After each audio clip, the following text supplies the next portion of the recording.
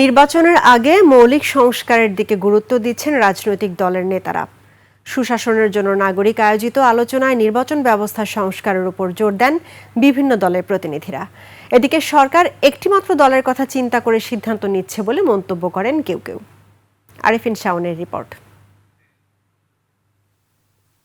Super fresh fortified soybean তেল, শুরু হোক হেলদি লাইফের জার্নি। নির্বাচন নিয়ে যখন চলছে ধোঁয়াশা, এর মধ্যে আলোচনা উঠেছে সংস্কারের বিষয়গুলো। সুজন সুশাসনের জন্য নাগরিক আয়োজিত অনুষ্ঠানে জাতীয় সনদ বিষয়ক আলোচনায় নিজেদের কথা তুলে ধরেন বিভিন্ন দলের নেতারা।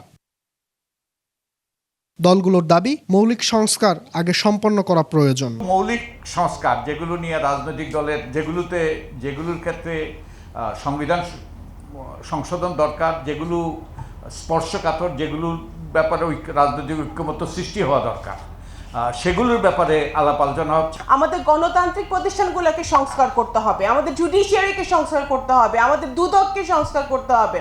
সেগুলো এই সিস্টেমকে যদি সংস্কার করা না যায়, সিস্টেমকে যদি স্বচ্ছ এবং দায়বদ্ধ করা না যায়, তাহলে রাজনৈতিক দলগুলো ভিতরে যতই সংস্কার করুক, আমার কিন্তু আলটিমেটলি গেইনটা আমরা পাবো না। কয়েকজন নেতা মনে করছেন সরকার একটি দলের দিকে সুদৃষ্টি দিয়ে বাকিদেরকে বঞ্চিত করছে। আমরা চেয়েছিলাম যে বাংলাদেশের একটা ভালো স্থানীয় সরকার নির্বাচন এই সরকার অধীনে হোক।